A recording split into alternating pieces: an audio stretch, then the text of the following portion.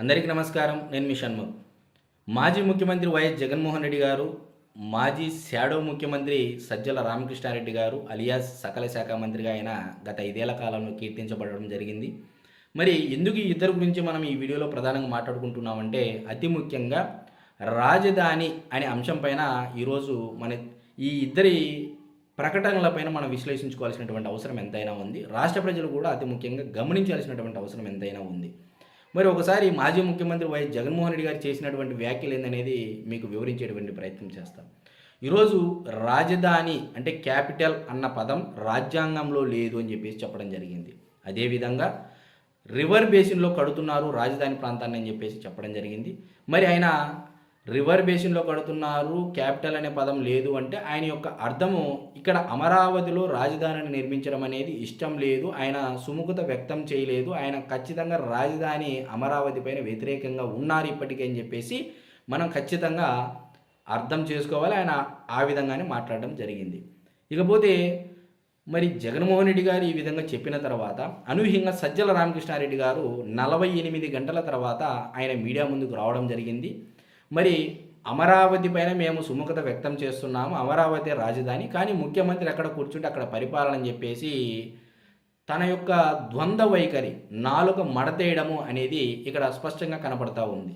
మాజీ ముఖ్యమంత్రి గారేమో రాజధాని నాకు ఇష్టం లేదు, నేను అక్కడ కట్టనని చెప్పి చెప్తూ ఉంటారు. మరి సజ్జల రామకృష్ణారెడ్డి గారేమో అమరావతి రాజధాని మేము అక్కడ వ్యక్తపరుస్తాం, అయితే మాకు జగన్మోహన్ రెడ్డి గారు ఎక్కడ కూర్చుంటే అక్కడే రాజధాని అని చెప్పి చెప్తూ ఉంటారు.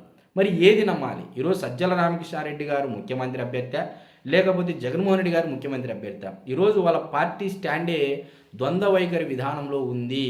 అందితే జుట్టు అందకపోతే కాలన్న తరహాలో ఈరోజు రాజధాని 29 గ్రామాలకు సంబంధించినటువంటి రాజధాని రైతులు ఆలోచించుకోవాల్సినటువంటి సమయం ఆసన్నమైంది.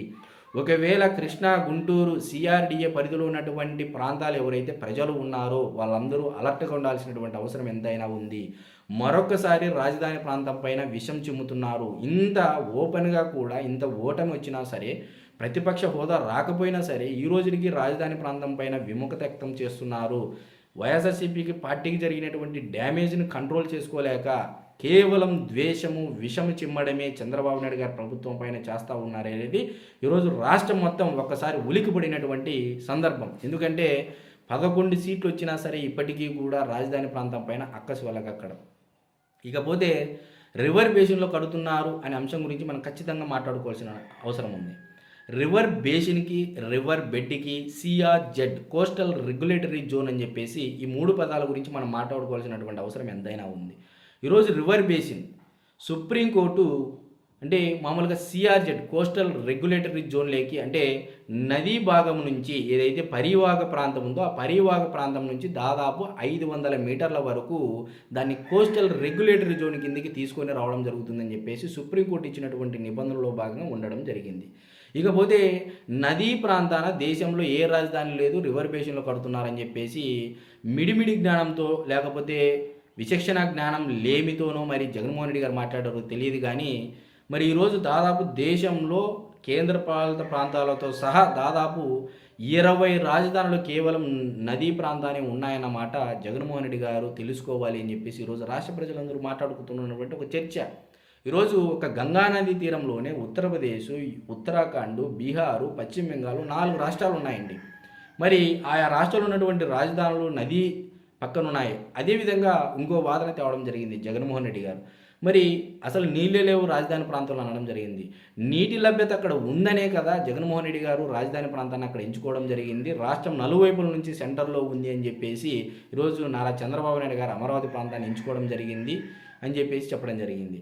అంటే ఈరోజు జగన్మోహన్ రెడ్డి గారు రాజధాని విషయంలో సెల్ఫ్ గోల్ వేసుకున్నారు. ఈ దెబ్బతో దాదాపు 7 నుంచి 8 నియోజకవర్గాల్లో వైఎస్ఆర్సీపీ పార్టీ ప్రాతినిధ్యం వహించలేదు అని చెప్పేసి ఆయా ప్రాంతంలో ఉన్నటువంటి ప్రజలు కూడా చర్చ జరుగుతున్నటువంటి సందర్భం. ఈరోజు అదే రాజధాని ప్రాంతంలో 65 నుంచి 70 వేల కోట్ల పన్నులకి టెండర్లు ఆహ్వానం చేస్తే దాదాపు 15,000 మంది నిత్యం 24/7 పనిచేస్తూ ఉంటే జగన్మోహన్ రెడ్డి గారు ఇది చూసి ఓరవలేక ఈ విధంగా చంద్రబాబు నాయుడు గారి ప్రభుత్వం పైన విషం చిమ్ముతున్నారు అని చెప్పేసి ఈరోజు ప్రజలు కూడా అక్కడ రాజధాని రైతులు కూడా పబ్లిక్ టాక్లో భాగంగా చాలామంది వాయిస్ వినిపిస్తూ ఉన్నారు.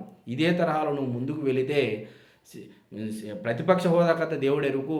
అసలు నువ్వు రాష్ట్రం అసలు నీ పులివెందుల నియోజకవర్గానికి కూడా మేమే వచ్చి రాజధాని రైతులు ఈసారి ప్రచారం చేసేటువంటి పరిస్థితి తీసుకొని రావద్దు అని చెప్పేసి రాజధానికి సంబంధించినటువంటి మహిళా రైతులు, మేధావుల సంఘాలు కానీ, అమరావతి బహుజన జేఏసీ జాయింట్ యాక్షన్ కమిటీకి సంబంధించినటువంటి సభ్యులు కానీ చాలామంది హెచ్చరికలు జారీ చేసినటువంటి సందర్భం మీడియా ముఖంగా. అంటే ఈరోజు జగన్మోహన్ రెడ్డి గారి పార్టీ రాజధాని ప్రాంతంలో ఉన్నటువంటి ఓట్లు కంప్లీట్గా కోల్పోయింది అనేది అయితే మనం ఖచ్చితంగా చెప్పచ్చు.